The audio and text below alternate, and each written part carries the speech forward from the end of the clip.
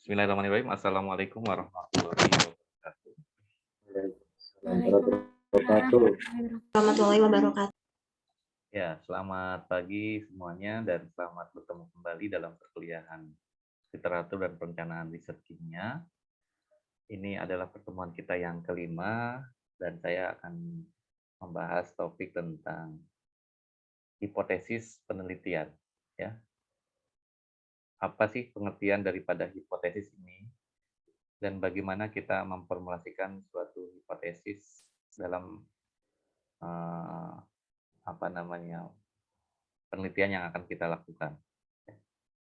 Jadi hipotesis adalah suatu istilah ya yang berkaitan dengan asumsi ya atau dugaan dari seorang peneliti terkait dengan apa yang akan dihasilkan dari penelitian tersebut. Nah, dugaan ini bisa diterima, bisa juga ditolak. Ya. Yang namanya dugaan kan bisa benar, bisa salah. Ya. Hipotesis itu sendiri berasal dari kata hipo dan tesa. Ya. Hipo itu artinya bawah, di bawah atau sebelum. Ya. Tesa artinya kebenaran. Ya. Jadi hipotesis atau hipotesa ini adalah kebenaran yang belum bisa dianggap sebagai kebenaran karena perlu dibuktikan dengan adanya penelitian. Ya, maksudnya kebenaran di sini adalah masih sifatnya dugaan, ya, dugaan terhadap suatu kebenaran tertentu dalam suatu penelitian yang perlu diuji secara eksperimental. Ya. Apakah dugaan itu bisa diterima atau bisa juga ditolak, gitu ya. Misalnya, contohnya ya, ketika kita ingin pergi ke satu tempat, kemudian kita berasumsi bahwa saya akan tiba di tempat tujuan itu pada pukul 12. Misalnya kalau kita mau pergi ke Bandung misalnya ya, dari Jakarta, estimasi waktu itu kan kurang lebih kalau menggunakan kendaraan itu 3 jam misalnya ya. Kalau menggunakan kereta mungkin bisa 2 jam atau 2,5 jam ya.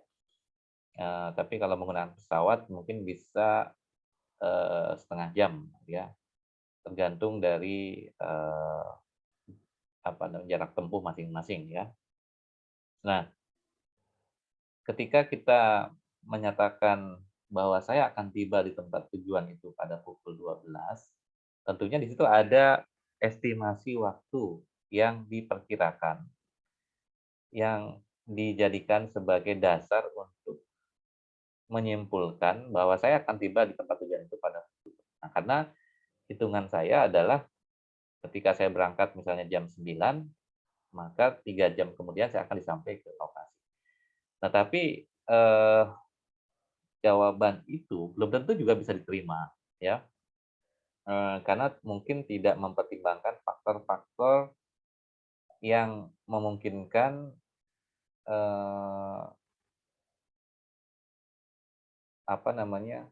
bisa menghambat ataupun mempengaruhi daripada waktu tempuh tadi, ya. Ya faktor-faktor itu kan bisa macam-macam, ya. Bisa karena kemacetan, bisa karena mobilnya telat datang, bisa juga karena misalnya kalau kita naik kereta misalnya ya, keretanya juga telat datang misalnya gitu ya, atau mungkin ada perubahan jadwal dan lain sebagainya. Dan itu adalah faktor-faktor yang mungkin bisa mempengaruhi hasil ya, estimasi daripada waktu yang dibutuhkan untuk mencapai tujuan tadi. Nah, begitu pula dalam penelitian. Jadi asumsi terhadap hasil penelitian misalnya, contohnya kemarin ya, kita ingin meneliti tentang aktivitas antioksidan dari tanaman bunga telang misalnya ya, yang sekarang banyak digunakan sebagai minuman herbal. Di apa, kenapa kita berasumsi bahwa eh, tanaman bunga telang itu memiliki aktivitas antioksidan? Karena kita bisa lihat dari sisi penampakan warnanya saja, itu warna warna ungu itu mungkin kayak akan zat antioksidan gitu ya misalnya. Nah, karena kenapa kita menganggap bahwa ekstrak bunga itu memiliki aktivitas antioksidan? Karena ekstrak tanaman tersebut didominasi oleh senyawa-senyawa yang kemungkinan memiliki potensi sebagai penangkal radikal bebas misalnya ya, dan itu yang bersifat sebagai antioksidan. Nah, itu kan perlu dibuktikan, benar nggak kalau senyawa yang berwarna itu aktivitas antioksidannya itu tinggi, ya. Jadi eh, apa senyawa-senyawa yang memberikan warna tertentu itu apakah ada korelasinya dengan antioksidan? Nah, itu kan perlu dibuktikan, ya. Perlu dibuktikan dengan adanya penelitian yang bisa mengukur ya sejauh mana aktivitas daripada eh, penangkalan radikal bebas oleh senyawa yang ada di dalam ekstrak tersebut. Sehingga bisa saja hasilnya itu positif, bisa juga negatif ya. Ternyata nggak ada korelasinya antara warna yang dihasilkan dengan aktivitas antioksidan. Oh, ternyata korelasinya sangat tinggi, semakin pekat warnanya semakin tinggi aktivitas antioksidan. Nah, itu kan beberapa hal yang mungkin bisa kita jadikan sebagai hipotesis atau dugaan sementara ya. Jadi sekali lagi definisi dari hipotesis adalah suatu dugaan yang perlu diuji kebenaran ya, dan pengujian itu dilakukan melalui penelitian ya. Di sini ada pengertian lain secara umum ya, apa yang dimaksud dengan hipotesis ya. Jadi hipotesis adalah perkiraan secara teoretik terhadap penyelesaian masalah penelitian. Ya, jadi tadi kan ketika kita menyimpulkan bahwa senyawa yang memiliki warna tertentu itu punya aktivitas antioksidan, itu dari mana referensinya? Oh, ternyata ada beberapa penelitian terkait ya yang menunjukkan bahwa ada korelasi antara senyawa berwarna dengan aktivitas antioksidan. Contohnya dalam tanaman X misalnya ya, likopen di dalam di dalam eh, di dalam buah tomat ya, itu kaya akan antioksidan ya. Senyawa likopen itu yang memberikan warna tomat menjadi berwarna merah. Kemudian beta karoten yang ada di dalam wortel itu warnanya orange, bisa memberikan aktivitas antioksidan juga di situ ya. Atau apalagi ya, yang di dalam buah ceri misalnya yang warnanya ungu itu juga punya aktivitas antioksidan. Nah, senyawa-senyawa itu umumnya adalah merupakan senyawa berwarna yang memiliki gugus fungsi spesifik dan dia menyerap radiasi di daerah sinar tampak sehingga memiliki potensi sebagai antioksidan. Nah, itu contohnya ya perkiraan-perkiraan teoretik yang mungkin bisa dijadikan sebagai dasar kalau setiap kita menemukan tanaman-tanaman yang memiliki warna tertentu, mungkin di situ kaya akan antioksidan. Nah, kemudian bisa juga ya hipotesis itu adalah suatu deskripsi teoretik ya, deskripsi teoretik terhadap tingkah laku, gejala atau kejadian yang telah terjadi dalam kasus lain terkait dengan masalah yang akan diteliti. Ya, ya sama seperti tadi yang saya perkirakan ya, misalnya gejala eh, tanaman A itu punya potensi sebagai antioksidan karena dia memiliki warna tertentu, atau mungkin kalau dia mengandung golongan senyawa A maka aktivitasnya akan tinggi. Nah, itu adalah contoh-contoh yang mungkin bisa kita jadikan sebagai dasar untuk menyimpulkan dalam eh, pembuatan hipotesis ya. Atau misalnya eh, kecenderungan ya, kalau di Indonesia itu kan kalau kita apa namanya ya, kita bepergian misalnya ya, tadi contohnya kalau kita naik naik bis gitu ya, tidak bisa kita prediksi dengan waktu yang tepat gitu ya. Karena apa? Karena kita tidak bisa memprediksi, bukan tidak bisa ya, mungkin kalau kita hari Senin itu adalah hari sibuk sehingga kemungkinan jalanan itu akan full macet gitu ya. Jadi itu kan berkaitan dengan apa ya, gejala atau, perilaku perilaku orang ya yang, menyebabkan kita bisa mendeskripsikan, kalau kita pergi ke Bandung hari Senin, mungkin waktu tempuhnya bisa jadi 5 jam karena jalan tolnya macet misalnya gitu kan. Nah, itu bisa bisa menjadi, satu hal yang mungkin bisa kita jadikan sebagai dasar dalam memberikan satu, hipotesis tertentu ya. Jadi sekali lagi deskripsi teoretik tingkah laku, gejala, atau kejadian yang telah terjadi dalam kasus lain yang terkait dengan masalah yang akan diteliti. Nah, mungkin kasus lain yang di sini adalah kasus yang relevan. Saya pernah ke Bandung misalnya 2 bulan yang lalu, di hari Senin ternyata kasusnya ya ya itu, macet misalnya gitu ya contohnya. Kemudian yang ketiga, dugaan terhadap hubungan antara 2 variabel atau lebih. Nah, dugaan terhadap hubungan ini bisa, saling menguatkan, bisa juga saling, meniadakan gitu ya. Eee, Jika misalnya tadi 2 variabel itu adalah warna dengan aktivitas antioksidan. Jika, konsentrasi zat, apa namanya, kepekatan warna yang dihasilkan itu tinggi, maka korelasinya dia akan memiliki aktivitas antioksidan yang sangat besar misalnya. Itu kan, variabel antara intensitas warna dengan aktivitas antioksidan. Apakah itu benar? Ya kita perlu buktikan secara eksperimental, kita ekstrak tanaman itu, kemudian kita lihat, apa namanya ya, proporsi dari, masing-masing ekstrak itu, dan kita bandingkan dari sisi, warnanya misalnya, dan ternyata kita bisa melihat bahwa di situ ada hubungan ya, yang saling, apa namanya itu, hubungan linier ya antara 2 variabel tadi, sehingga kita bisa me memutuskan bahwa, jika A naik, maka ini akan naik gitu ya, misalnya contoh seperti itu ya.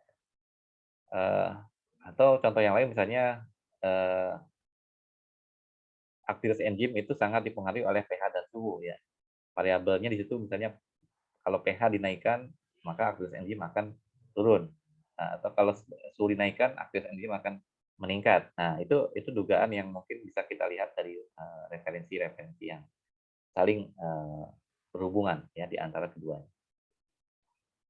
Kemudian hipotesis juga bisa mengandung arti jawaban atau dugaan sementara yang harus diuji kebenarannya. Ya, jadi dugaan di sini tadi ya berdasarkan, fakta-fakta atau eee, deskripsi teoretik ya dari kejadian-kejadian yang sudah kita alami atau dari suatu hal yang pernah kita pelajari ya, dan korelasinya dengan apa yang akan kita teliti.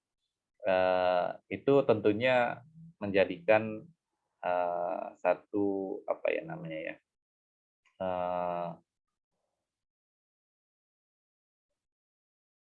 satu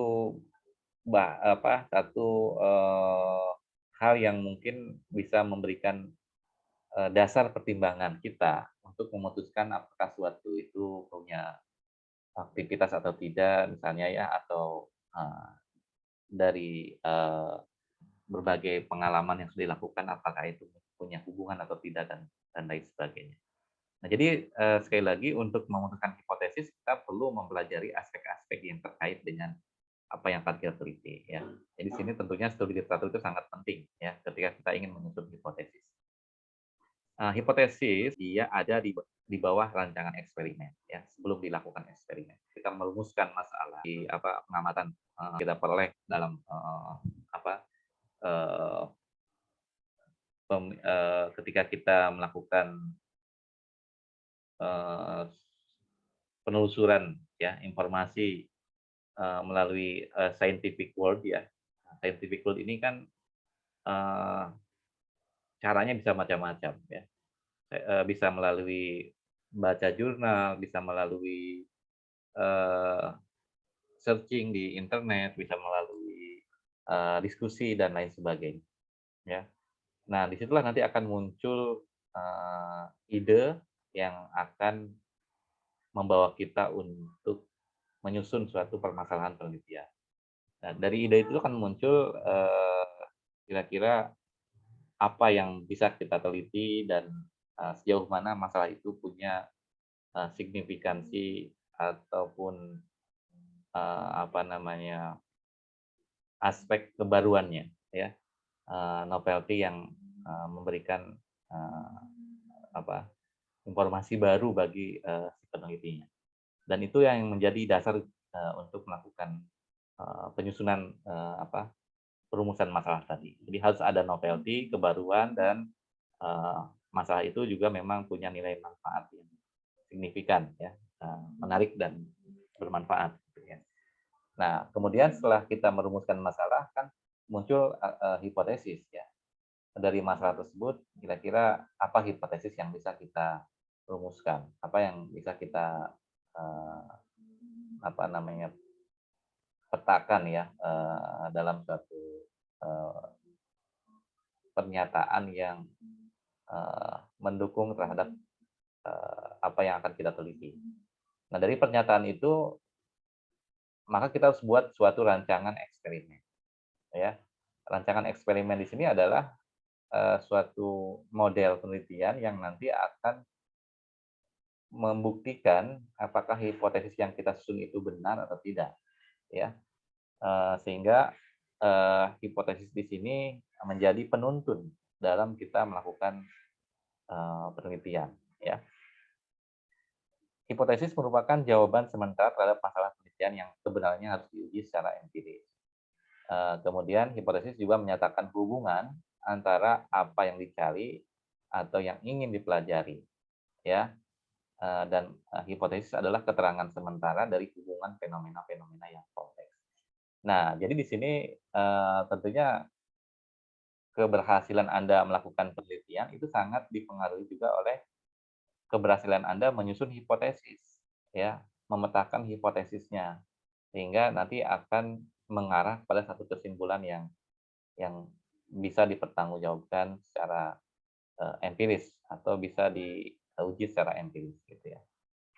Nah, sehingga nanti di situ akan diperoleh ya kesimpulan berdasarkan data yang kita uji tadi ya, data yang kita uji secara empiris tadi apakah benar ya hipotesis yang kita ajukan tadi itu sesuai dengan permasalahan yang kita teliti gitu ya.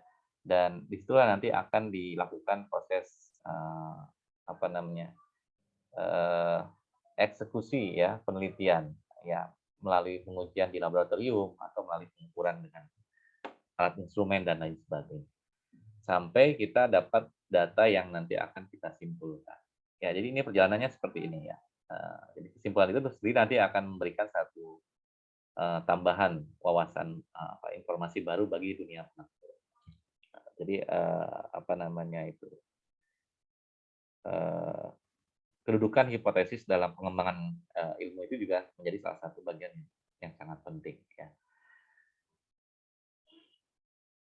Oke, bagaimana langkah-langkah kita dalam menyusun suatu hipotesis ya. Di sini ada beberapa clue ya, ada beberapa clue ataupun petunjuk-petunjuk yang bisa Anda lakukan nanti ya. Pertama, tentunya agar kita bisa mendapatkan deskripsi teoritik, kita harus banyak membaca dan menelaah teori-teori dan konsep-konsep yang membahas variabel-variabel penelitian dan hubungannya dengan proses berpikir deduktif ya.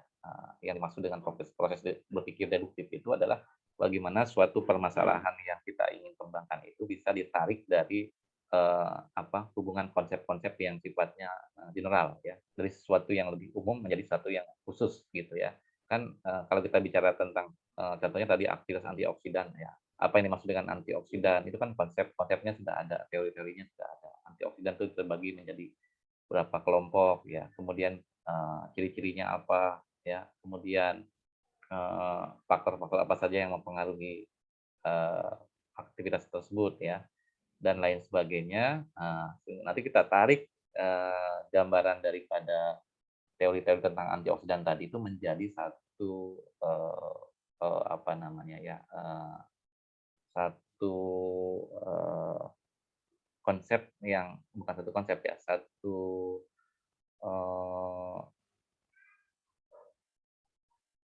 apa yang bisa kita jadikan sebagai dasar untuk menyusun hipotesis tersebut. Ya. Jadi ya kalau kita ingin melakukan penelitian tentang suatu konsep yang ada kaitannya dengan apa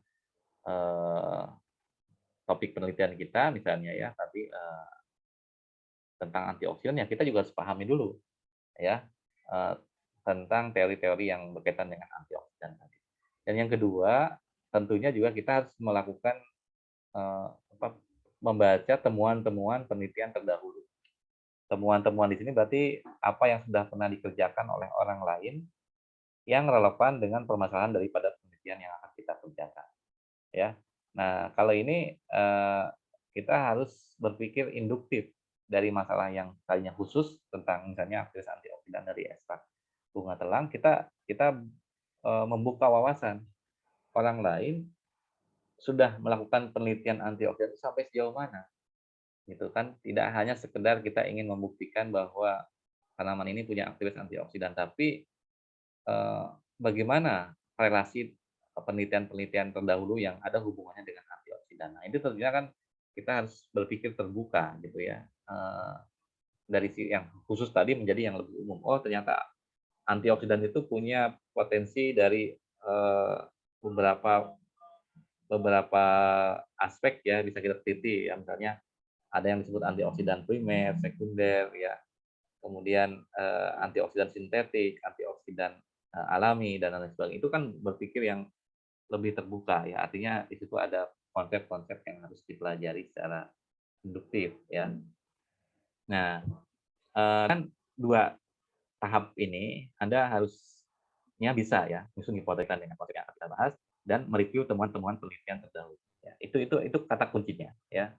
Pelajari teori yang berkaitan dengan konsep yang kita akan bahas dan pelajari juga temuan-temuan hasil penelitian orang lain yang ada korelasinya dengan topik yang akan kita bahas ini ya. Jadi nanti harus dilakukan ya oleh Anda ketika Anda mau menyusun proposal penelitian. Nah, ada beberapa hal yang harus diperhatikan ya ketika kita menyusun hipotesis. Yang pertama adalah landasan teori yang dipilih harus sesuai dengan ruang lingkup permasalahan. Jadi jangan sampai apa yang kita bahas keluar dari landasan teori atau landasan teorinya tidak signifikan, tidak relevan ya dengan apa yang kita teliti. Jadi disitulah kita harus memastikan ya batasan penelitian kita ini sampai mana ya. Jadi konsep-konsep yang berkaitan dengan variabel-variabel penelitian kita ini kita harus batasi ya, kita harus sinkronisasi ya relevansinya dengan apa yang kita teliti. Jadi tidak semua teori kita perlu baca, tapi carilah teori-teori yang memang ada kaitannya secara langsung dengan apa yang kita teliti. Makanya di dalam penyusunan proposal itu ada yang namanya literatur review ya. Literatur review itu isinya adalah landasan teori tentang apa yang ada hubungannya dengan permasalahan kita. Ya, jadi landasan teori di sini tentunya harus menjadi pijakan yang kuat ya, landasan yang kuat dalam melakukan penelitian. Ya, jadi disitulah pentingnya Anda harus mendalami ya teori-teori yang relevan. Kemudian yang kedua, landasan teoritis itu menjadi satu asumsi dasar bagi peneliti dan sangat berguna saat menentukan suatu hipotesis penelitian. Jadi landasan teori tentunya di sini akan menjadi faktor penentu ya, apakah hipotesis kita ini make sense atau apa ya namanya sesuai dengan konteks ataupun tujuan daripada penelitian kita. Ya, jadi tanpa adanya landasan teoritis kita tidak bisa memberikan satu asumsi yang bisa dipertimbangkan atau bisa dipertanggungjawabkan secara ilmiah.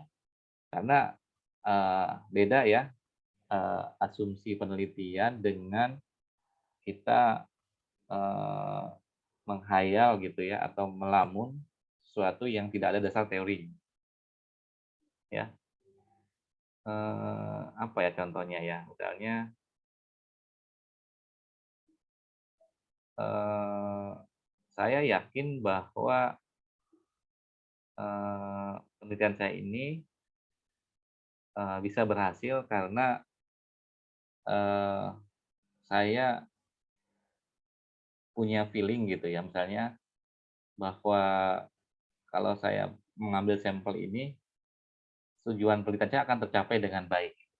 Tapi feeling di situ tidak dibekali dengan teori-teori yang jelas gitu, hanya berdasarkan asumsi, keyakinan semu gitu ya, keyakinan yang tidak didasarkan pada penilaian-penilaian teoritis, tapi keyakinan-keyakinan yang sifatnya pragmatis gitu ya, keyakinan yang tidak berdasar, keyakinan yang hanya diperoleh berdasarkan apa perasaan ya, perasaan di situ kan emosional itu sangat apa ya, tidak bukan sangat tidak, ya kita bisa mempertimbangkan aspek emosional dalam mempertimbangkan satu hal, tapi dalam berpikir kritis kan pertimbangan itu juga berdasarkan pada aspek-aspek apa selain aspek teologis juga aspek-aspek apa realistis ya, pemikiran-pemikiran yang bisa diterima secara logika ya.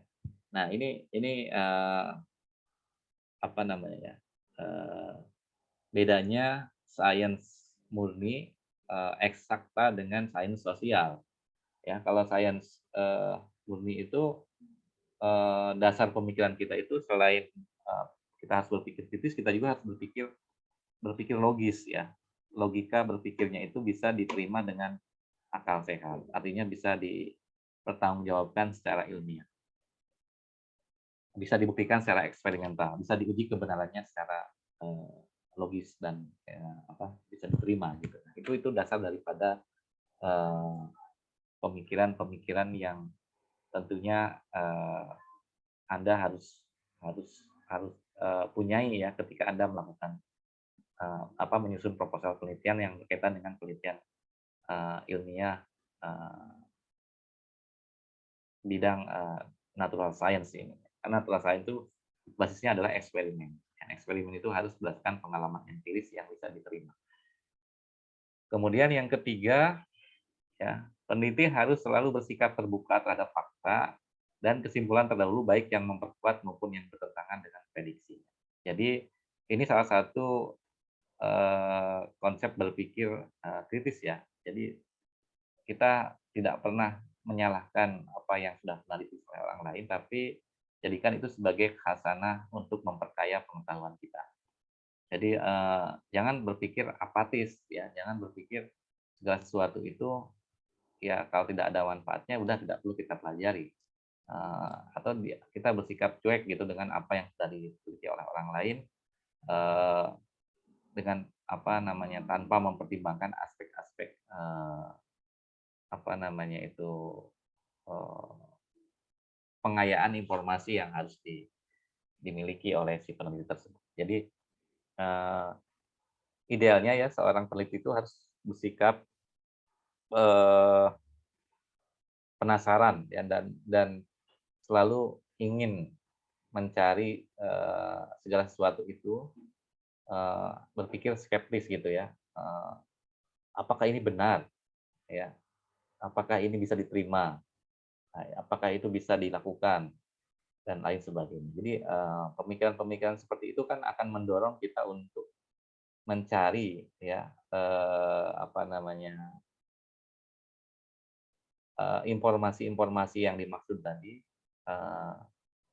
ketika kita ingin melakukan suatu penelitian, maka informasi tersebut ya diperlukan dalam setiap analisis ya, termasuk analisis teoretik dalam rangka perumusan atau formulasi hipotesis. Jadi tanpa adanya pemikiran terbuka, ya maka mustahil ya konsep yang bisa kita pelajari ini bisa menghasilkan kesimpulan yang baik gitu kan, yang sesuai dengan teori-teori yang sudah ada. Jadi dalam ketiadaan informasi tidak mungkin dapat diformulasikan suatu hipotesis. Ya. Sampai sini berarti kita perlu bukan perlu ya, apa namanya itu,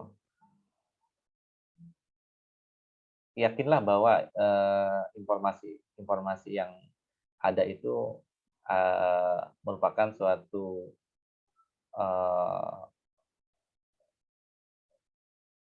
kekayaan intelektual yang mungkin harus kita jadikan sebagai landasan berpikir kita, gitu ya. Makanya saya selalu menyatakan dalam setiap seminar proposal maupun seminar hasil mahasiswa itu, yang perlu ditekankan dalam penulisan, terutama dalam bab 1 latar belakang penelitian itu adalah apakah ada argumentasi penelitian yang menguatkan kenapa masalah itu layak untuk diteliti, ya. Sejauh mana sih signifikansinya ataupun apa namanya itu, korelasinya penelitian ini dengan penelitian-penelitian terdahulu. Apakah penelitian ini punya novelty, bagaimana state of the art-nya, ya. Dan itulah yang menjadi dua kata penting yang harus disematkan atau harus ada di dalam latar belakang. Novelty, penelitian, dan state of the art. State of the art itu adalah korelasi penelitian kita dengan penelitian-penelitian orang lain yang sudah dilakukan sebelumnya. Nah, dengan adanya kedua faktor tadi, maka kita bisa merumuskan satu hipotesis yang tepat.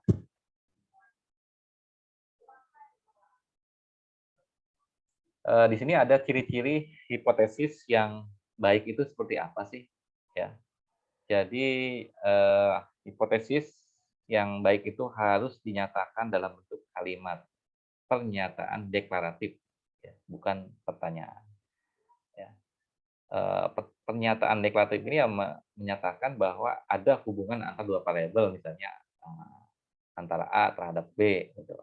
Atau semakin tinggi A maka semakin besar B, dan lain sebagainya. Itu contoh-contoh hubungan kausatif, ya, hubungan sebab akibat dari suatu variabel, ya. Kemudian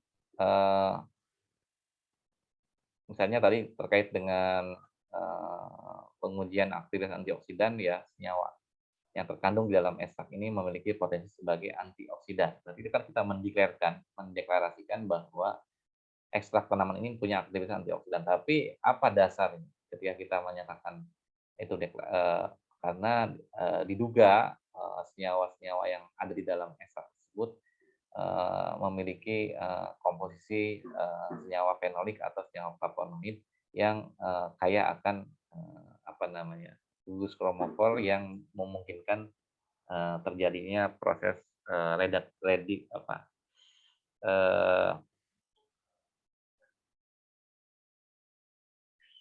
memungkinkan terjadinya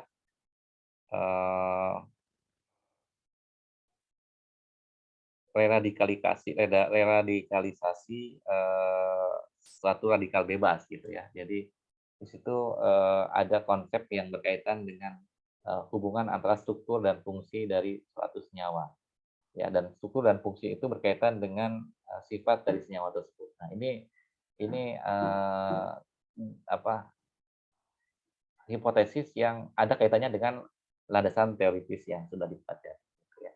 Jadi situ adalah dinyatakan dalam bentuk kalimat deklaratif, bukan kalimat pertanyaan.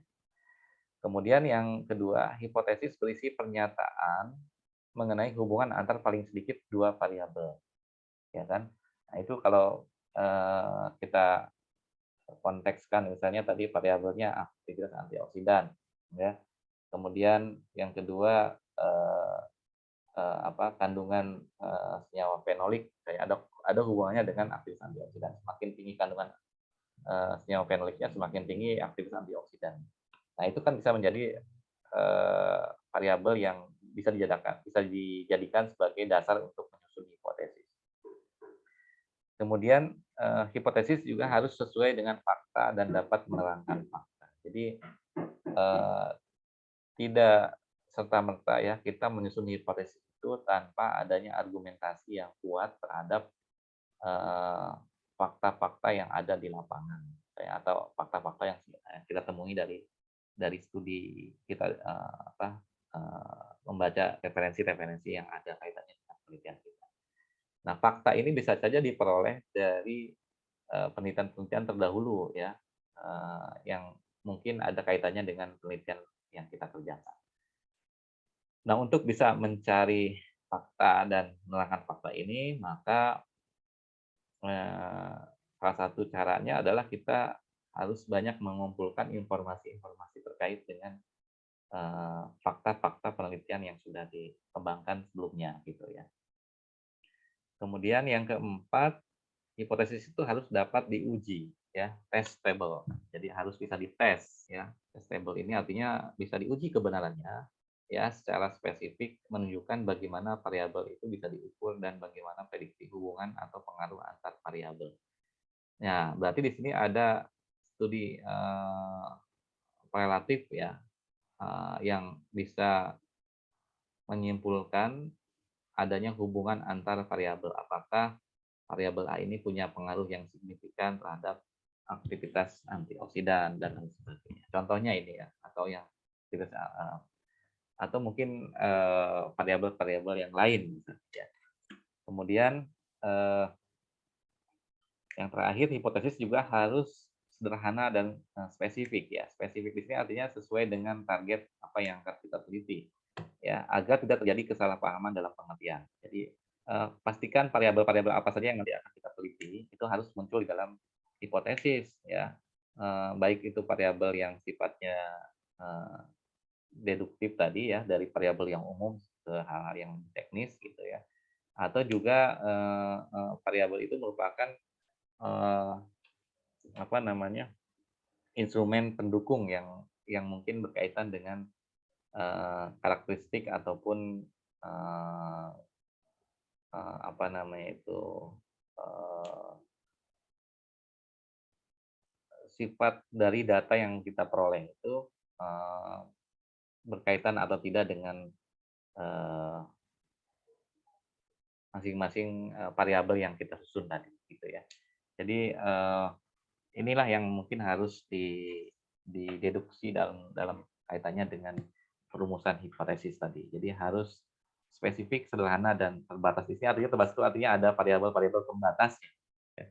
Kita mau meneliti aspek apanya dari penelitian ini, maka di situ ada batasan-batasan yang tegas ya dalam bentuk variabel penelitian tadi. Nah, contoh hipotesis penelitian ya, ini mungkin saya ambil dari beberapa literatur yang umum ya. Olahraga teratur dengan dosis rendah selama 2 bulan dapat menurunkan kadar gula darah secara signifikan pada pasien IDDM ya, independen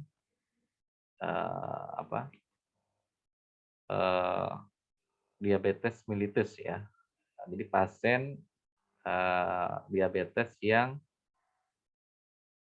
tidak apa namanya, termasuk tipe 2 ya ini, diabetes independen, insulin dependen, sorry ya, bukan independen, insulin dependen diabetes mellitus. Jadi pasien yang ada kaitannya dengan ketergantungan hormon insulin. Apakah dengan olahraga yang teratur ya, yang tidak terlalu membuat lelah gitu ya, tidak seperti apa misalnya aerobik atau mungkin lari maraton dan lain sebagainya, itu kan ada 10 menit, 15 menit gitu ya selama kan pada pasien IDDM. Nah, ini variabel penelitiannya apa ini? Di sini ada faktor pembatasnya yaitu kadar gula darah ya sebagai variabel terikatnya.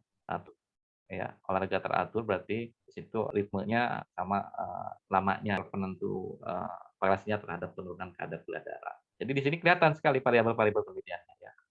Jadi ada olahraganya, dosisnya sama variabel terikatnya adalah kadar gula darah ya. Ini adalah kita ingin melihat pada kasus pasien yang IDDM ini, insulin dependent diabetes ini kan hipotesisnya ya bahwa dia punya potensi dapat menurunkan kadar gula darah. Dengan cara bagaimana kita mengambil sampel misalnya 20 orang ya yang punya penderita diabetes, minta mereka melakukan olahraga secara teratur. Yang satu lagi mungkin sebagai variabel bebasnya orang yang punya IDDM tapi dia tidak seperti biasa gitu ya terhadap variabel ini. teratur dengan yang tidak melakukan olahraga teratur, apakah kadar gula darahnya itu akan naik? Nah, ini penelitian yang sifatnya sangat, apa ya namanya, aplikatif dan korelasinya kelihatan sekali. Kemudian yang kedua, peningkatan suhu dan nah, ini juga ada 2 ya terhadap, variabel terikatnya adalah pertumbuhan biomasa alga atau pertumbuhan, perhatikan kalau pH-nya dirubah, suhu pada pH tetap, dan yang kedua pada mana pertumbuhan biomasa. Berarti di situ ada 2 variabel yang nanti akan, berkaitan dengan pola pertumbuhan, si apa, mikroalga tadi ya. Dan ini, hipotesis ini tentunya kan didasarkan pada, pengetahuan bahwa pada suhu tertentu mungkin biomasa itu akan mencapai pertumbuhan yang optimal gitu ya, sehingga kita harus mencari suhu optimumnya. Kemudian yang ketiga, contoh yang lain adalah aktivitas enzim selulase dipengaruhi oleh kenaikan suhu dan komposisi media. Ini juga mungkin mirip seperti yang kedua ya, bahwasannya aktivitas itu sangat dipengaruhi oleh perubahan suhu, eh, dan komposisi media tanam. Nah, komposisi media tanam di sini berarti berkaitan dengan sumber nutrisi bagi si bakteri yang menghasilkan enzim selulase. Apakah ada korelasinya komposisi media ini terhadap aktivitas enzim? Kalau komposisi media terhadap pertumbuhan biomasa mungkin ya, tapi dengan aktivitasnya apakah ada perubahan atau tidak? Nah, ini perlu dibuktikan secara eksperimental ya, sehingga pernyataan ini ternyata ada korelasinya dengan komposisi media atau tidak. Inilah beberapa contoh ya hipotesis penelitian yang layak untuk diteliti, menunjukkan korelasi antar variabel tersebut dan bisa memberikan satu gambaran tentang bagaimana masing-masing variabel tadi saling terkait gitu ya satu sama lain. Kemudian di sini ada beberapa hal yang perlu dipertimbangkan ya dalam penyusunan hipotesis itu adalah yang pertama, hipotesis harus dapat diuji secara empiris ya. Maksudnya adalah memungkinkan untuk diungkapkan dalam bentuk operasional dan dapat dievaluasi berdasarkan data empiris. Ya, misalnya, ya contohnya sekarang kan ada pernyataan mungkin kalau Anda pernah belajar, bukan pernah belajar ya,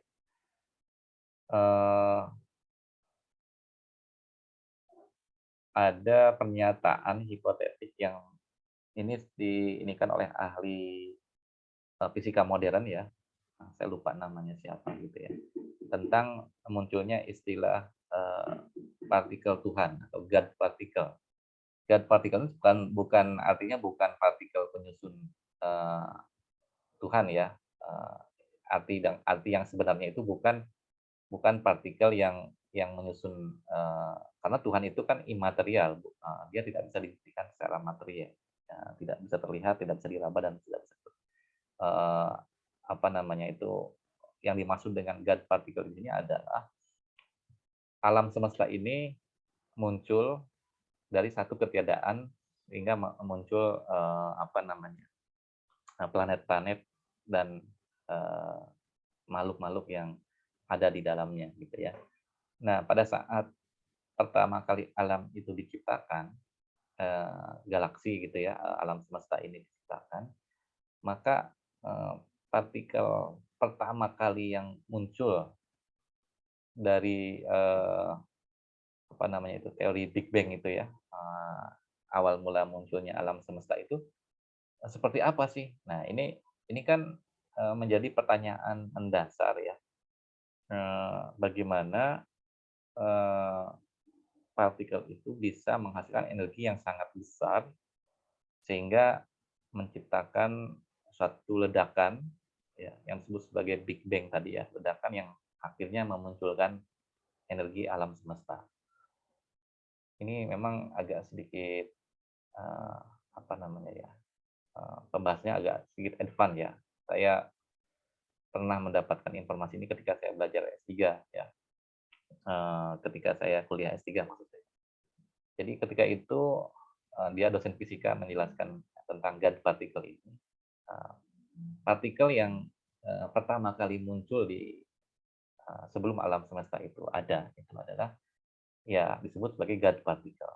God particle ini punya energi yang sangat-sangat besar dan energinya itu tidak bisa dibuat oleh manusia. Ya, sekarang kalau kita tahu ya, yang bisa terukur secara eksperimental itu adalah energi fisi ya, energi yang dihasilkan dari ledakan nuklir ya, itu, atau energi fusi atom hidrogen ya yang terjadi di inti matahari ya, itu masih bisa dihitung secara teoritis ya jumlah energinya. Nah, apa yang lebih besar daripada energi fusi? Ya, energi fusi pun di apa, dunia ini belum ada orang yang membuat suatu perangkat yang mampu menghasilkan energi fusi. Yang ada itu energi fisi ya, di reaktor nuklir kan, itu energinya sangat besar. Tapi energi fusi itu hanya terjadi di inti matahari, ya, hanya terjadi di matahari, dan itu energinya sangat-sangat besar, mungkin jutaan kali daripada ledakan bom nuklir, ya. Nah, lalu pertanyaannya, apa yang bisa pertama kali menciptakan energi matahari, energi fusi? Sehingga matahari muncul sebagai salah satu apa namanya, sumber energi ya bagi kehidupan di alam semesta ya, sebagai energi yang paling sentral ya, pusat daripada sistem tata surya kita ya. Ini kalau yang galaksi yang lain kita nggak tahu sumber energinya itu apa gitu ya. Karena alam semesta ini kan sangat luas sekali ya. Nah, energi matahari aja ini yang energinya sangat besar belum bisa diciptakan oleh manusia.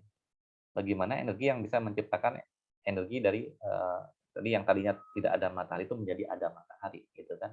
Dari ketiadaan tadi sehingga muncul energi Big Bang tadi ya, ledakan besar yang menciptakan planet-planet dan matahari sebagai pusat inti tata surya. Nah, disitulah lalu dikembangkan suatu pemikiran ya, ini asumsi ya sebetulnya ya, sifatnya postulat gitu ya, bahwa energi alam semesta ini awalnya diciptakan dari satu sumber energi yang disebut sebagai partikel Tuhan. Ya, partikel Tuhan di situ yang nanti akan menciptakan energi yang ada di alam semesta ini.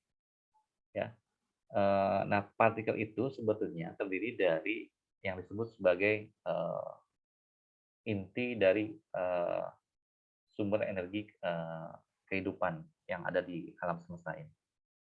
Ya, dan dia kalau misalnya kita anggap energi fusi itu terjadi dari penggabungan dua dua inti atom gitu ya, dua inti atom bergabung itu menjadi satu inti, itu menghasilkan energi yang sangat besar gitu ya, seperti energi sinar matahari. Maka kuark ini adalah yang merupakan partikel-partikel penyusun neutron. Jadi dalam neutron sendiri itu sebetulnya sudah ada partikel. Dalam inti atom sendiri itu ya, itu terdapat partikel-partikel yang disebut sebagai kuark tadi ya. Nah, kalau itu bisa dipisahkan, bisa diambil, kemudian kita gabungkan menjadi satu, itu akan menciptakan energi yang jauh lebih besar daripada energi fusi. Nah, tapi sampai saat ini orang belum bisa membuktikan itu secara empiris. Itu baru baru baru sekedar pemikiran-pemikiran yang sifatnya postulat atau mungkin asumsi gitu ya. Bagaimana kita bisa mengisolasi God particle, sedangkan untuk mengisolasi neutron aja, untuk menggabungkan neutron dengan neutron aja belum bisa. Tidak ada alat yang mampu mewadahi atau mampu melindungi besarnya energi fusi yang dihasilkan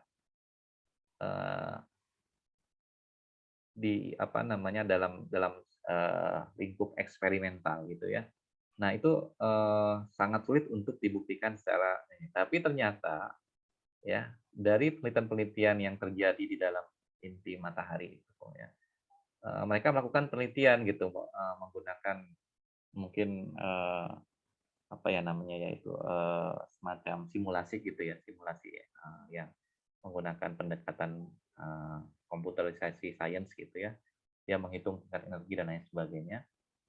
Nah, jadi partikel-partikel yang tadi dinyatakan itu ternyata dia tidak memiliki dimensi. Nah, ini yang menjadi unik lagi ya, Sehingga pernah nggak Anda bertanya, makhluk-makhluk di luar manusia yang kasat mata seperti malaikat dan setan itu, unsur zat yang menyusunnya itu apa sih sebetulnya? Partikel-partikel yang menghasilkan bentuk, apa ya, ya mungkin makhluk yang lain yang tidak kasat mata tadi ya, itu dia diciptakan dari apa? Diciptakan dari cahaya, diciptakan dari api, tapi sebetulnya apa makna di balik itu gitu kan? Ya, kenapa mereka memiliki kemampuan yang lebih besar dibandingkan dengan manusia? Ya, itu dalam konteks ilmiah ya, bukan dalam konteks agama. Kalau dalam konteks agama kan semua makhluk diciptakan oleh Allah dan diberikan kemampuan sesuai dengan kuasanya gitu ya. Tapi di dalam konteks sains, ya, energi yang dihasilkan oleh suatu zat yang tidak kasat mata tadi, itu sebetulnya energi apa gitu. Nah, inilah yang eh, apa ya namanya ya, menjadi satu hal yang ya sains sampai situ belum bisa membaca, belum bisa membuktikannya secara eksperimental. Jadi belum bisa diungkapkan dalam bentuk operasional. Ya contoh yang lain adalah energi yang menghasilkan ruh manusia gitu. Kita sebagai orang Islam kan percaya bahwa ruh itu ada dan ruh itu akan terpisah ketika orang itu sudah mengalami kematian. Dia akan pergi ke satu tempat, ya kita nggak tahu kemana perginya gitu ya.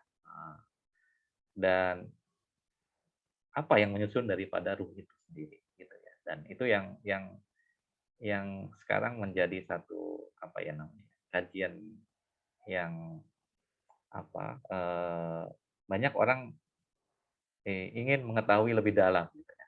Dunia metafisik itu seperti apa gitu kan. Apakah bisa dibuat semacam apa namanya ya, kayak sekarang kan ada istilah artificial intelligence ya, AI itu ya, bagaimana suatu mesin itu bisa memiliki logika berpikir selayaknya manusia ya. Itu mungkin di masa yang akan datang sistem operasional robotik yang mungkin diharapkan punya punya kemampuan atau punya pemikiran mirip seperti manusia itu bukan satu hal yang tidak mungkin gitu ya melalui artificial intelligence. Tapi untuk mencapai ke sana maka manusia harus berpikir harus mengetahui bagaimana prinsip apa jalannya sel otak itu dalam menerima data dan lain sebagainya. Itu yang sekarang sedang diteliti lebih jauh gitu ya, yang disebut sebagai neuroscience tadi. Nah, tapi walau alam nanti ke depan itu apakah itu bisa tercapai atau tidak ya. Di mana manusia ingin menciptakan satu teknologi yang punya kemiripan dengan struktur logika manusia dalam kemampuan berpikirnya. Ya, untuk hal-hal yang lain mungkin sudah terlihat sekarang ya, bagaimana komputer itu bisa menghitung data yang lebih cermat dibandingkan dengan manusia. Bagaimana dia bisa memprediksi satu hal yang tidak kita bisa, itu justru manusia itu tidak mampu berpikir sampai sedetil itu, tapi dengan komputer itu bisa, gitu ya. Nah, hal-hal yang semacam itulah yang mungkin apa ya namanya menjadi sumber inspirasi bagi para peneliti di abad modern ini ya, di era milenial ini. Jadi terkait dengan apa namanya neuroscience, kemudian tadi God particle dan lain sebagainya itu menjadi hal yang apa namanya ya masih gelap gitu ya, masih abu-abu untuk dijelaskan secara ilmiah. Apalagi kalau yang tadi apa namanya God particle itu setelah diteliti katanya dia memiliki dimensi lebih dari 3 dimensi. Dia tidak menempati ruang, masa dan waktu. Wah, ini lebih rumit lagi gitu. Kalau tidak menempati ruang, masa dan waktu, apa namanya kan gitu ya. Jadi apa hal itu yang masih menjadi tanda tanya besar ya dalam konteks sains ya. Tapi ke depan orang kan ingin melakukan perjalanan antar waktu ya dengan adanya film Star Trek gitu ya, tapi nggak tahu bisa apa tidak itu ya, perjalanan antar waktu itu bisa dimungkinkan atau tidak ya, melalui teknologi yang nanti akan dikembangkan oleh manusia. Kemudian, hipotesis ini sebaiknya ya jangan mencerminkan unsur-unsur moral, nilai-nilai dan sikap. Ya, karena tadi ya dalam kaitannya dengan, penelitian, sains murni ya, natural science, itu harus bebas dari nilai-nilai ini, nilai-nilai moral ini ya. Eee, ya jadi, dengan kata lain mungkin, dalam penyusunan hipotesis itu tidak boleh mempertimbangkan aspek, apa ya namanya ya, baik dan buruk misalnya ya, bisa diterima atau tidak, tapi, terkait dengan, apa namanya, nilai-nilai dasar daripada sains itu sendiri adalah bebas dari nilai-nilai, yang tadi disebutkan tadi ya. Jadi, eee, memang hal ini tentunya, apa ya namanya ya,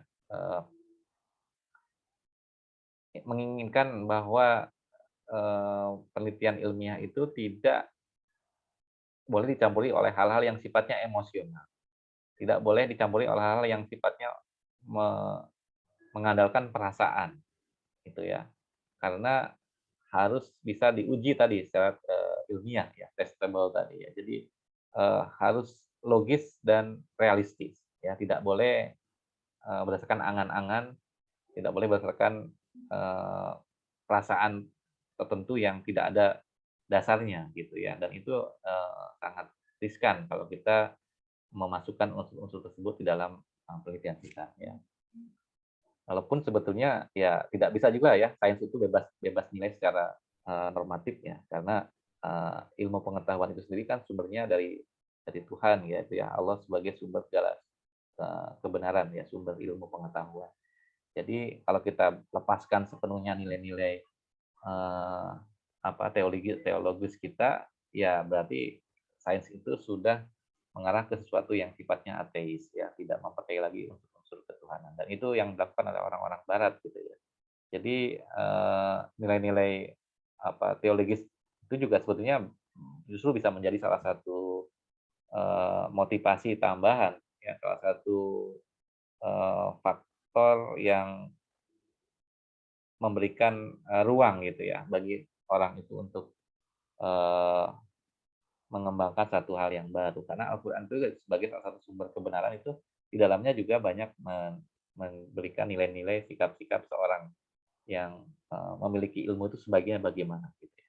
Nah ini ya karena, khawatir nanti dalam melakukan satu penelitian itu ada unsur-unsur moral yang, itu akan mengurangi esensi daripada penelitian ilmu itu. Oke, kemudian, berikutnya adalah manfaat hipotesis ya. Manfaat hipotesis di sini adalah yang pertama jelas ya bisa menjelaskan masalah penelitian. Jadi masalah penelitian kita yang akan dikerjakan itu apa, nah itu bisa terlihat dari adanya hipotesis ya. Kemudian menjelaskan variabel-variabel yang akan diuji, itu juga sudah terlihat jelas dari apa yang kita susun dalam hipotesis tersebut ya. Variabel-variabel yang nanti akan dibuktikan secara eksperimental itu seperti apa. Kemudian yang ketiga, sebagai pedoman untuk memilih metode analisis data. Jadi dengan ada hipotesis nanti kita bisa merumuskan rancangan eksperimen yang akan kita lakukan itu seperti apa, metode analisis datanya bagaimana. Nah, itu semua tergantung pada hipotesis yang kita susun. Kemudian yang keempat, sebagai dasar untuk membuat kesimpulan penelitian. Jadi dengan ada hipotesis nanti kita akan terarah ya penelitian yang dilakukan itu, tidak keluar dari ruang lingkup yang ada di dalam hipotesis tersebut. Formulasi hipotesis itu bisa melalui beberapa cara ya atau hubungan ya. Hubungan itu bisa bersifat kausal ya, sebab akibat atau direksional keputusan ya, dan hubungan yang sifatnya logikal atau logis ya. Contohnya di sini ada nggak, kausal ya, misalnya sebab akibat ya, jika lakmus merah dimasuki. Karena di sini jelas ya bahwa kertas lakmus itu kan salah satu indikator untuk menentukan asam basa ya. Ini sifatnya kan, sebab akibat ya. Ketika dia ditambahkan zat A, maka dia akan turun. Karena di situ ada relasi antara, variabel A dengan variabel yang berikutnya ya. Nah, jika, suhu dinaikkan, maka aktivitas enzim meningkat. Nah, itu juga eh, hubungan sebab akibat ya antara faktor suhu dengan kenaikan aktivitas enzimnya. Kemudian yang kedua, hubungan yang sifatnya definisional ya. Eh, Definisional ini berarti berkaitan dengan variabel tersebut. Jika asam klorida merupakan larutan standar primer, maka asam klorida memiliki stabilitas yang tinggi. Definisi tentang larutan standar primer itu apa ya? Jadi kita punya satu variabel, ada kesimpulan yang akan kita berikan ya. Misalnya apa ya? Jika A itu merupakan donor elektron, definisi dari senyawa antioksidan itu seperti apa gitu kan? Maka di sini bisa dijelaskan juga ya hubungan antara satu istilah dengan penjelasan. Kemudian bisa juga hubungan itu bersifat decisional ya. Misalnya jika Budi lulus ujian, ketika dia lulus dia akan menikah. Ini kan berarti hanya keputusan aja yang sifat antara dia lulus dengan, tapi karena dia mungkin sudah punya niat, ya maka di sini saya kira kalau untuk yang kayak kasus-kasus seperti ini mungkin di dalam penelitian sains tidak terlalu banyak ya contohnya. Kemudian, nah hubungan logikal. Hubungan logikal ini adalah jika A maka B kesimpulannya. Jika Budi cerdas maka Ali akan memenangkan pertandingan. Kemudian dia harus pintar kan. Tapi bisa jadi orang yang tidak pintar bisa lulus ujian kalau dia nyontek misalnya. Nah, itu hubungannya seperti apa gitu kan? Karena di sini logika, hubungan logikal. Gitu ya. Nah kemudian ada juga hipotesis yang sifatnya statistik ya, atau hubungan yang sifatnya determinatif, yang perlu diuji dengan menggunakan metode statistik atau ada korelasi yang eh, bersifat kuantitatif ya. Simbol-simbol yang digunakan itu berupa parameter, misalnya apa namanya, hubungan yang sifatnya eh, definitif atau mungkin prediktif, itu bisa dilihat dari variabel-variabel yang ada di dalam suatu populasi. Misalnya apakah suatu variabel itu punya relasi dengan variabel yang lain gitu ya. Eh, Contohnya dalam analisis ANOVA ya, eh, suhu dan pH berpengaruh secara signifikan terhadap aktivitas enzim. Nah, pengaruh yang signifikan itu harus diuji secara eh, definitif melalui uji statistik ya. Uji statistiknya apa? Untuk melihat analisis of varian, misalnya kita bisa menggunakan ANOVA ya. Apakah terdapat hubungan yang signifikan antara variabel-variabel tersebut dengan variabel terikatnya. Di situ bisa kita lakukan melalui pengujian hipotesis statistik ya. Nah, dalam pengujian hipotesis statistik ini, parameter yang akan diuji disebut sebagai hipotesis nol. Yang artinya berarti tidak ada perbedaan antara kedua variabel yang dibandingkan. Tapi kalau hipotesisnya itu H1 misalnya ya, atau menolak dua, berarti ada hipotesis lain yang terima ya. Eh, ada perbedaan yang signifikan atau tidak ada perbedaan yang signifikan di antara kedua variabel yang dibandingkan. Nah, itu bisa nanti sesuai dengan hasil pengujian ANOVA-nya ya, dengan menggunakan data statistik yang ada dalam masing-masing perlakuan. Bisa juga menggunakan Z-score atau T-score ya dalam daerah penerimaan. Maka HA yang dirumuskan itu diterima atau tidak gitu ya dalam artian nilai Z-score dan T-score. Misalnya ya seperti itu ya. Nah, biasanya kalau untuk statistik itu biasanya kalau kita menggunakan beberapa variabel yang ada hubungannya dengan nilai kuantitatif, misalnya ada contoh ya dalam pengujian apa namanya itu organoleptik ya, tingkat kesukaan seorang itu kan ada variabelnya dari mulai tidak suka, suka sampai sangat suka gitu ya. Nanti ada nilai 1, 2, rentangnya 0, 1, 2, 3, 4. Nah, dari keempat variabel itu nanti kita bisa olah datanya apakah variabel ini mempengaruhi variabel yang lain ya, dan itu bisa dilakukan sesuai dengan uji apa namanya perlakuan atau mungkin apa namanya pemetaan dari masing-masing variabel tadi ya ke dalam suatu matriks data statistik yang nanti harus diuji gitu ya. Bisa juga kan menggunakan rancangan acak lengkap dan lain sebagainya ya. Kemudian saya menggunakan uji korelasi Pearson, atau ini lebih kuantitatif ya, yang menggunakan data berupa apa nilai angka-angka yang nanti harus diuji signifikansinya. Ya, nah tingkat signifikansi ini sebagai confident level. Nah, tingkat signifikansinya 95%, confident intervalnya itu bisa diterima. Kalau signifikansinya itu mendekati 100%. Nah, ya biasanya komplemennya itu tentang besarnya tingkat signifikansi. Jadi ini memang data statistik yang mungkin bisa dijadikan sebagai dasar untuk mengambil kesimpulan tentang studi korelasi atau studi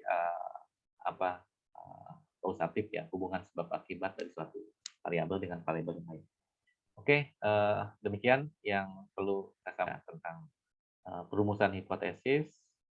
Apakah dari penjelasan saya ada yang mau tanyakan? Silakan. Saya tanya boleh Pak? Ya, ini siapa? Yusuf ya, silakan. Ya Pak. Nah tadi kan Bapak menjelaskan yang istilahnya yang apa sih namanya yang di luar bisa diukur kayak misalnya matahari gitu loh tadi Pak. Jadi berarti hipotesis yang harus istilahnya yang ingin kita dapatkan itu sekiranya yang apa ya, yang bisa diukur dengan yang apa istilahnya itu apa ya, sebutannya itu yang saat ini mungkin bisa kita ukur gitu. Misalnya kalau di luar yang dari tidak bisa kita ukur mungkin tidak bisa kita teruskan gitu Pak. Ya. Pertanyaannya? Nah, sebenarnya pertanyaan itu dalam arti jadi hipotesis yang kita lakukan itu setidaknya Harus selalu diukur gitu. Harus diukur gitu ya Pak. Ya, baik. Jadi tadi salah satu ciri hipotesis yang baik itu adalah dia harus dapat diuji ya, testable. Diuji secara spesifik bagaimana hubungan antar variabel itu dapat diukur dan bagaimana prediksi hubungan atau pengaruh antar variabel tadi. Jadi ketika suatu hipotesis itu tidak bisa diuji secara eksperimental, ya, maka data yang kita peroleh itu nanti akan bias, ya, sehingga penelitian yang kita lakukan itu tidak bisa menghasilkan satu kesimpulan yang bisa diterima secara logis, ya, karena dasarnya itu penelitian yang berkaitan dengan sains murni atau penelitian di bidang eksakta ya seperti kimia, biologi, fisika, matematika dan lain sebagainya itu kesimpulan yang bisa diterima itu harus logis dan mencirikan bahwa data yang diperoleh itu bisa dipertanggungjawabkan secara ilmiah. Nah, kalau hipotesis kita tidak bisa diuji secara eksperimental dan hanya berdasarkan asumsi-asumsi tertentu, ya, di mana asumsi itu juga tidak menghasilkan data yang bisa terukur, maka asumsi tadi ditolak, gitu ya, tidak bisa dijadikan sebagai dasar untuk menyimpulkan. Dalam kaitannya tadi dengan penelitian tentang gas partikel ya, apakah ada suatu metode yang bisa mengukur tingkat energi yang dihasilkan oleh suatu partikel yang tadinya itu dia tidak ada menjadi ada gitu ya. Nah, partikel yang seperti itu tuh apa sih sebetulnya? Dan itu kan belum bisa belum bisa diungkapkan secara logis, walaupun mungkin untuk orang-orang tertentu yang punya pemikiran jauh lebih visioner ya ke depan gitu, metode-metode yang mungkin mereka jadikan sebagai dasar untuk melakukan penelitian itu bisa jadi menurut mereka itu dianggap logis, padahal secara eksperimental itu belum bisa dilakukan. Nah, banyak hal yang pada saat itu dianggap tidak logis menjadi logis di masa yang akan datang. Nah, ini juga menjadi satu hal yang mungkin memicu orang untuk mencari suatu inovasi-inovasi terbaru gitu ya. Contohnya dulu bagaimana orang melakukan panggilan melalui telepon yang pada saat itu orang tidak paham gitu ya, bagaimana suara itu bisa disampaikan melalui kabel gitu. Nah, sekarang tanpa kabel pun orang bisa menyampaikan suara itu melalui telepon seluler gitu ya. Dan orang pada zaman dulu berpikir tidak mungkin suara itu bisa dipindahkan dari satu media ke media yang lain. Ternyata sekarang dengan adanya penelitian tentang satelit ya, tentang gelombang elektromagnetik dan lain sebagainya, maka teknologi itu bisa bisa berkembang ya. Mungkin pada saat itu teknologi yang dimaksud belum belum memberikan penjelasan yang logis dan yang konkret ya. Tapi bisa jadi mungkin 10 tahun ke depan tadi seperti saya contohkan ya artificial intelligence yang sekarang banyak dikembangkan itu bisa memecahkan beberapa permasalahan-permasalahan yang tadinya itu tidak logis menjadi lebih lebih logis lagi ya. Tapi itu seiring dengan perkembangan ilmu pengetahuan itu sendiri ya. Jadi contohnya sekarang yang kita anggap tidak logis melakukan perjalanan eh, antar waktu tadi ya, perjalanan luar angkasa ya. Ya kita nggak tahu di masa mendatang itu apakah itu memungkinkan atau tidak. Kalau ternyata ditemukan sumber energi yang mendekati energi apa tadi misalnya ya. Kalau sekarang kan menggunakan sumber energinya mungkin dari apa ya, kalau pesawat itu kan masih menggunakan bahan bakar ini ya. Tapi kalau nanti punya satu teknologi baru yang menghasilkan bahan bakar yang lebih efektif dan efisien mungkin ya, menggunakan inti helium atau mungkin hidrogen yang menghasilkan energi ketika digabungkan dengan inti hidrogen lagi sehingga menghasilkan energi fusi yang sangat besar. Mungkin apa namanya, perjalanan yang tadinya sangat jauh itu bisa bisa jadi lebih cepat dan lebih singkat ya. Ya ini pemahaman orang yang mungkin sampai saat ini saya juga belum terlalu paham gitu ya. Bagaimana kita melakukan perjalanan antar waktu yang lebih cepat dan singkat. Sementara teknologi modern sekarang kan baru ada pesawat jet yang paling cepat ya, kecepatannya di apa angkasa ini ya. Nah, eee, mungkin nggak mesin jet itu nanti dimodifikasi dengan teknologi terbaru yang bisa bisa apa namanya itu ya, eee, me mengakomodir energi yang sangat besar gitu ya. Nah, yang selama ini orang tidak bisa berpikir sampai ke sana gitu kan. Jangankan nanti, untuk melakukan perjalanan antar waktu, mungkin mesinnya keburu meledak duluan kalau energi yang dihasilkannya terlalu besar gitu. Tapi bagaimana mengendalikan energi itu sehingga menghasilkan satu, eee percepatan yang nanti bisa ya kan logikanya ya, pada zaman dulu Rasulullah pernah melakukan peristiwa yang sangat penting yaitu Isra Mi'raj ya, di mana beliau melakukan perjalanan dari satu tempat ke tempat lain dalam waktu yang sangat singkat. Nah, mungkinkah ini dilakukan di abad modern seperti sekarang ini gitu ya? Eee, pada zaman itu kan orang belum punya teknologi tentang itu dan kita harus mempercayai, kita harus meyakininya bahwa itu terjadi. Tapi dengan kemampuan teknologi mungkin ke depan orang bisa melakukan bisa membuat suatu peralatan yang sangat canggih gitu ya dengan, perangkat teknologi tertentu yang memungkinkan orang bisa melakukan perjalanan dalam waktu yang lebih singkat. Nah, itu hal-hal yang masih, apa ya namanya ya, eee, dianggap tidak logis kan, perjalanan antar waktu itu dianggap tidak logis ya, yang ada hanya di dalam film-film science fiction aja gitu ya. Tapi di dunia nyata kan belum ada. Nah, kalau nanti bisa membuktikan ada satu teknologi terbaru yang bisa menghasilkan satu bentuk energi yang lebih besar dan bisa dikendalikan dalam satu ruang tertentu sehingga itu bisa apa ya namanya itu ya, memodifikasi suatu, kendaraan antar waktu ya mungkin bisa aja itu terjadi gitu ya. Eee, tapi sampai saat ini teknologi itu belum ada gitu kan, belum bisa dilakukan. Dan apakah mungkin atau tidak ya jawabannya itu juga sangat tergantung pada, seberapa kuat dan seberapa mampu orang itu, eee, mengembangkan satu penelitian yang sangat ini tadi ya, berkaitan dengan, apa namanya tadi, energi yang sampai saat ini yang bisa kita lakukan dalam dalam teknologi yang paling baru adalah energi fisik kan, yaitu energi dari, atom yang terkendali ya di dalam satu reaktor sehingga menghasilkan energi yang bisa, besar tapi dia bisa dikondisikan sehingga, menghasilkan, pemanfaatan bagi manusia. Nah, ke depan ya semacam, eee, apa, bom hidrogen gitu, energi fusi itu mungkin bisa jadi nanti ada satu alat yang memungkinkan itu bisa dikembangkan sehingga menjadi teknologi terbaru. Ya tapi, tadi saya katakan ya, untuk saat ini logika manusia belum sampai ke sana. Bukan belum sampai ya, belum bisa membuktikan.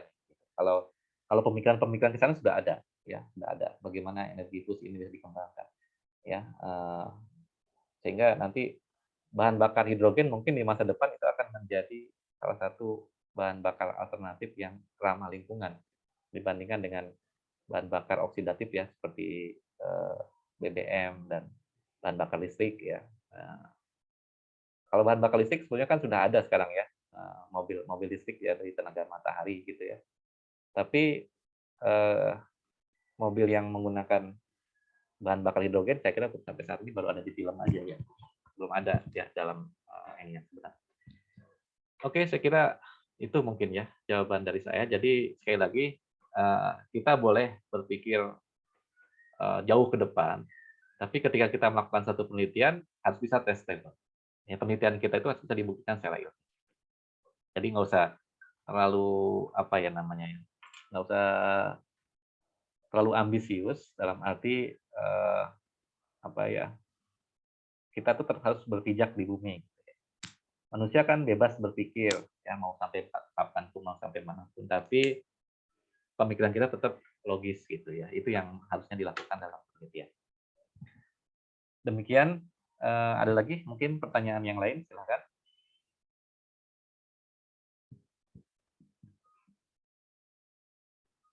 Bapak izin tanya, Ya, silakan.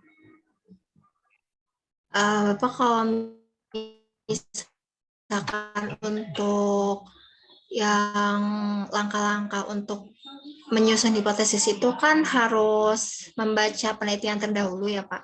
Iya. Nah itu kira-kira ada umur batasannya gitu nggak Pak untuk penelitian terdahulunya? Misal kayak harus 10 tahun terakhir. Gitu Pak. Iya, saya pikir kalau untuk mempelajari materi penelitian orang lain itu tidak dibatasi oleh waktu ya. Mau yang 10 tahun ke belakang, mau yang 20 tahun ke belakang, 30 tahun ke belakang. Memang idealnya penelitian yang bagus itu adalah penelitian yang up to date, mengikuti perkembangan teknologi terbaru. Jadi bacalah penelitian-penelitian yang memang ada korelasinya dengan penelitian Anda. Itu yang pertama. Mau itu tahun kapan, mau tahun berapa silakan. Tapi ya tetap sebisa mungkin penelitian kamu itu juga harus mengikuti perkembangan. Jadi harus up to date ya. Nah, boleh nggak mengambil referensi dari sumber yang sudah tua? Boleh, nggak apa-apa. Tapi jangan saya kalau kita perhitungkan komposisinya 80% penelitiannya 20 tahun terakhir, hanya 20% yang 5 tahun terakhir, berarti itu tidak up to date namanya. Jadi mungkin yang penelitian terdahulu hanya sebagai sumber inspirasi 1-2 artikel boleh kita masukkan, tapi lihat perkembangan terkini penelitian-penelitian tersebut itu sudah sampai sejauh mana gitu kan. Jadi apa yang dimaksud dengan temuan-temuan terdahulu itu ya. Jadi korelasinya itu harus se-update mungkin gitu ya. Artinya lihatlah penelitian-penelitian terkait yang memang sudah dilakukan oleh orang lain dalam waktu yang berdekatan gitu, yang terdekat dengan penelitian kita gitu ya. Nah, adapun kalau yang studi literatur yang sifatnya teoritis, misalnya ya seperti apa namanya, contohnya metode pengukuran antioksidan ya, kan sudah ada metode primernya itu yang tahun 1984 gitu, atau mungkin pengukuran Lori yang Lennox ya, atau yang DPPH itu ya kalau tidak salah itu setiap tahun itu kan sebagai metode standar sampai sekarang pun orang pakai. Apakah kita mau menghilangkan metode itu atau mengganti dengan metode yang baru? Kalau ada metode yang baru ya silakan, bisa dipakai yang lebih terkini. Tapi kalau metode standar itu masih orang pakai sampai kapanpun, ya kita pakai sebagai landasan berpikir kita di situ. Untuk pengujian secara eksperimentalnya mungkin menggunakan metode si A yang sudah ditemukan di tahun sekian misalnya ya. Jadi nggak ada masalah gitu ya, tidak perlu dibatasi oleh waktu. Cuman kalau bisa komposisinya tadi ya, penelitian itu kalau bisa up to date. Jadi 80% referensinya itu mungkin 10 tahun terakhir. Jadi supaya kita tahu posisi kita itu ada di mana. Kalau kita mengambil referensi dari 50 tahun ke belakang, berarti orang udah ketinggalan zaman itu. Orang mungkin sudah melakukan penelitian-penelitian yang terbaru, tapi kita tidak mengetahui referensi. Nah, jadi di sini pentingnya kita memilah dan memilih referensi yang signifikan dan up to date dengan penelitian kita, ya gitu. Gimana? Siapa Baik, lagi? Bapak, terima kasih. Ya, Sudah, oke. Pak. Kemarin kan Anda sudah diminta untuk menyusun masalah penelitian, ya. Saya minta siapa ya? Mungkin ini aja deh yang sering nanya ke saya ya. Yusuf, masih dengar suara saya nggak? Hadir, Pak. Oke, kamu sudah menyusun apa masalah penelitian yang mau kamu teliti? Bentar, Pak, saya buka file. Oke, atau kalau bisa kamu share coba. Ya. Oh, pakai laptop atau Versi pakai apa ini? PC saya, Pak. Ya, coba tunjukkan masalah penelitian kamu seperti apa dan bagaimana formulasi hipotesisnya. Versi Word ya. Nggak apa, Pak. Nggak apa-apa.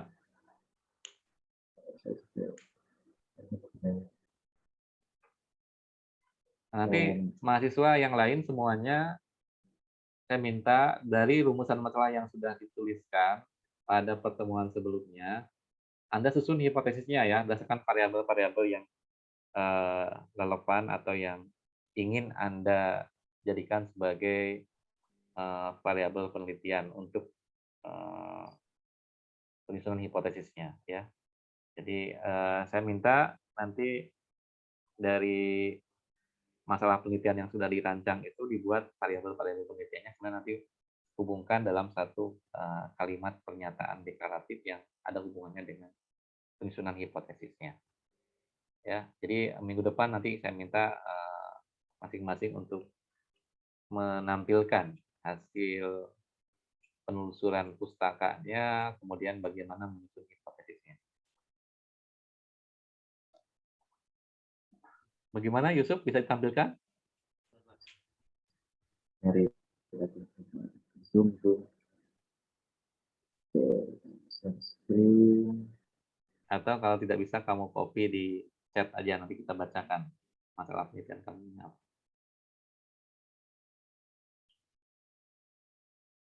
Kelihatan, Pak? Ya, oke, ini kok banyak sekali. Saya pengen langsung ke rumusan masalahnya aja. Ini latar belakangnya ya. Iya, Pak. Belum kelar. Oke, langsung ke bagian rumusan masalahnya. Mana rumusan masalahnya? Aduh, belum lagi. Masuk. Ya, yang kamu angkat masalahnya apa dalam hal ini? Judul penelitiannya apa? Saya angkat itu, saya kan nyari itu Pak, itu masalah apa namanya, kesehatan, misalnya berpuasa itu saya nyari di jurnal yang indeks itu, saya nyari nggak ketemu puasa tapi ketemunya diet, Pak, tulisan kebanyakan itu. Kalau internasional diet maksudnya. Iya, yang kamu mau teliti apa? Ya mungkin ini kalau dari saya kan dapat jurnal ini dari apa di Mencegah jurnal. peningkatan glukosa akibat ketersediaan. Iya, Pak. Yang masalah diabetes itu, Pak, kan akibat dari konsumsi apa namanya makanan yang kadar lemak tinggi dan sebagainya gitu, Pak. Oke, kamu di sini mengangkat topik tentang diabetes dan korelasinya dengan puasa. Diet maksudnya. Jadi tujuan penelitian kamu sebetulnya apa? Ingin mengetahui apakah dengan berpuasa itu Nah, bisa ininya, Pak, mengobati penyakit diabetes. bukan, Pak, saya lihat dari segi misalnya lemaknya itu mungkin, Pak, gitu misalnya sebagainya gitu. Misalnya dari kandungan misalnya kelebihan dari kalau di sini kan dia merangkan itu tentang apa ya? Ini masalahnya Lemak belum jenuh. terlalu fokus kamu ya. Jadi kamu Iya, Pak, baca belum. banyak jurnal, tapi kamu tidak bisa memformulasikan masalah itu dengan, ya masalah itu banyak ya. Iya, Pak. Jadi kamu tertarik sebetulnya ingin mengangkat aspek tentang puasa tadi kan. Iya, Pak. Lalu kamu hubungkan dengan penyakit diabetes, gitu kan. Nah, ini sebenarnya saya kira satu topik yang menarik ya. Cuma masalahnya kalau di bidang kimia, ini apakah memungkinkan untuk bisa dilakukan? Karena penelitiannya nanti kan sampel darah manusia yang diambil. Kalau Kan sampel saya darah manusia ngambil berarti ada ethical clearance. Ethical clearance itu harus ada izin dari komisi etik ya untuk bagaimana kita melakukan sampling terhadap objek penelitiannya itu adalah manusia ya, karena ini kalau korelasi puasa dengan diabetes kan berarti kita harus mengambil beberapa pasien diabetes, kemudian kita teliti kesehariannya bagaimana, kemudian bagaimana mereka dietnya, nutrisi dan sebagainya. Nah, ya bukan berarti tidak bisa dilakukan gitu ya, penelitian ini, tapi menurut saya dari aspek kimianya itu tidak terlalu, banyak. Nah, ini juga ini lebih banyak ke arah, penelitian tentang, Kesmas ya, kesehatan masyarakat atau mungkin di bidang, nutrisi ya, nutrisi, terkait dengan, mungkin apa namanya ya, diet seimbang yang bisa menjaga, eee, seseorang dari, penyakit diabetes atau mungkin sebaliknya ini berkaitan dengan, apa namanya ya, treatment bagi orang-orang yang sudah punya penyakit diabetes. Jadi ini lebih ke arah nutritional and, medical, apa, aspek kalau memang kamu melakukan penelitian ke arah sana. Tapi sekarang kalau misalnya dari aspek yang ada unsur kimianya misalnya, Saya senyawa lihat ini aktif Pak, nah ini, kalau di sini kan gimana? ada, lemak jenuhnya gitu maksudnya. Saya kan Ya, belum jadi terlalu penelitian khusus kamu ke tadi arah lihat, mana? nah lihat ini kali, lemak lemak jenuh yang Pak, dari yang dikonsumsi misal gitu. Lemak jenuh yang dikonsumsi. Ini kan tulisannya begitu. Jadi istilahnya kaitannya nanti dengan istilahnya terus apa cacat menyebabkan metabolisme yang menurun misalnya gitu Pak. Ya, jadi artinya berarti dari apa, informasi-informasi yang sudah kamu peroleh ini, topik penelitian yang menurut kamu layak untuk diteliti itu yang mana? Ya berarti masuk ke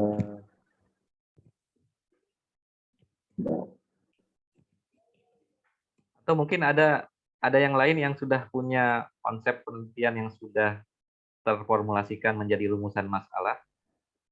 Kalau saya lihat, yang apa, tadi saya lupa sih nggak searching ya, di tugas yang sudah dikumpulkan. Itu jadi, nanti kita akan melihat sejauh mana korelasi daripada, rumusan masalah yang Anda buat itu dengan penelitian-penelitian terdahulu. Nah, kalau yang tadi dijelaskan oleh Yusuf masih agak mengambang ya. Jadi sebetulnya targetnya mau ke mana, topiknya apa, variabel penelitiannya seperti apa, dan bagaimana, formulasi hipotesisnya. Nah, saya pikir ini sudah, sangat jelas ya. Untuk sementara mungkin boleh Anda mempelajari dari penelitian-penelitian orang lain, tapi paling tidak apa yang membedakan antara penelitian Anda dengan penelitian orang lain yang sudah dilakukan sebelumnya. Nah, bagaimana cara kita mengetahui, novelty itu, kita bisa searching di, eee, apa, menggunakan Google atau mungkin Google Scholar ya, dengan mengetik kata kunci tadi ya. Contohnya tadi misalnya yang Yusuf ya, puasa dan, eee apa namanya, diabetes mellitus misalnya. Nah, itu nanti akan muncul banyak, referensi terkait dengan itu. Dari banyak referensi yang ada itu, kita mau ngambil aspek yang mana? Ya, kita mau meneliti bagian mananya gitu ya. Nah, itu yang nanti mungkin harus, dikerucutkan ya, dibuat lebih, eee, lebih mengerucut, lebih mengarah kepada, eee, variabel-variabel yang akan kita teliti, kepada, poin-poin apa yang akan kita jadikan sebagai, rumusan masalah. Ya, itu kita akan diskusikan, minggu depan ya, jadi tolong nanti disiapkan rancangan, rumusan masalah dan hipotesis. Oke, sampai sini ada pertanyaan?